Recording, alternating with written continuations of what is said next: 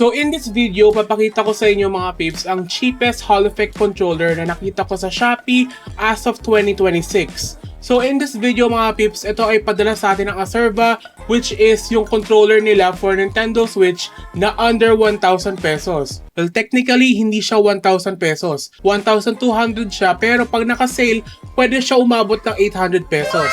So in this video, check natin itong Acerva AP15 and kung sulit mga peeps bumili ng Hall Effect controller for under 1,000 pesos. So what is up sa inyo mga peeps? My name is Daniel Australia. Welcome back to my YouTube channel, and in today's video, check natin itong AP15 from Acerva and if it's actually that good of a controller or not. So without further ado, let's get started mga peeps.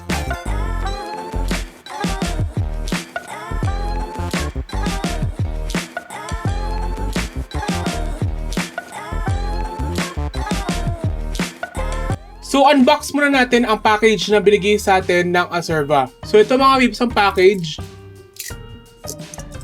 And what we have in the box is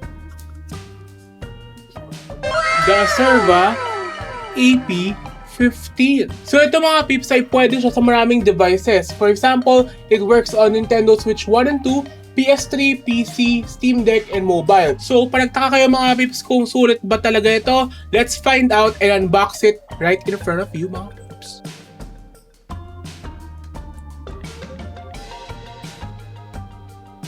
So, pag nagtaka kayo mga peeps kung sulit ba bumili ng mga Hall Effect controllers, masasabi ko mga peeps na lahat na ng experience ko ng Hall Effect controllers, hindi siya nagdrift.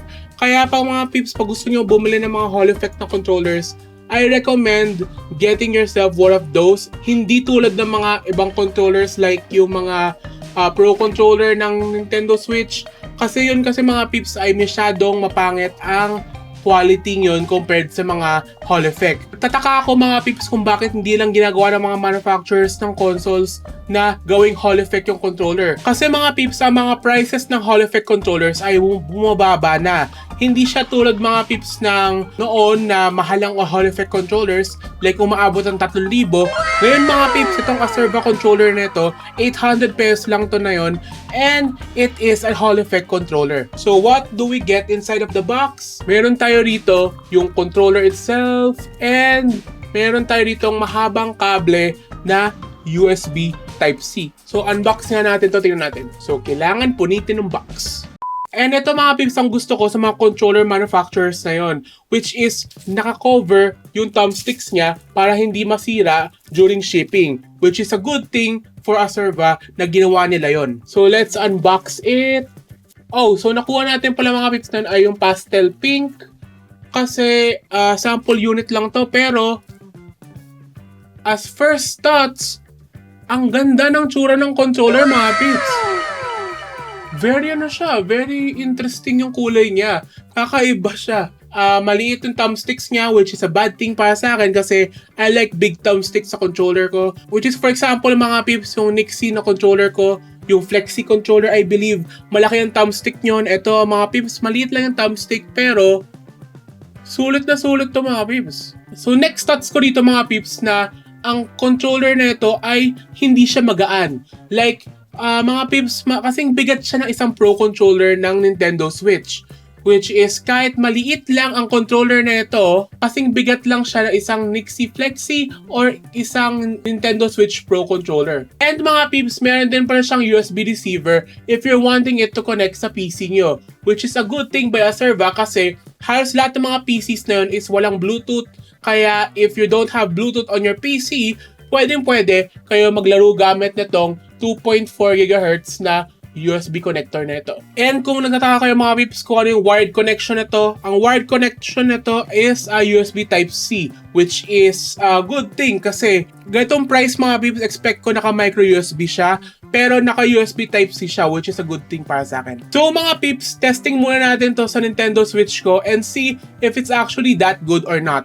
So mga peeps, na-connect ko na yung controller dito sa Nintendo Switch 2 ko and gumagana naman siya. Only thing na na-notice ko dito mga peeps is nakabaliktad yung A and B niya and yung X and Y niya, which is naka-Xbox layout siya, which is a sad thing para sa akin mga peeps kasi it is a Nintendo Switch console controller pero nakabaliktad yung layout niya, which is naka-Xbox style siya. Try nga natin mga pips maglaro ng isang Mario Kart and tingnan natin kung gagana siya.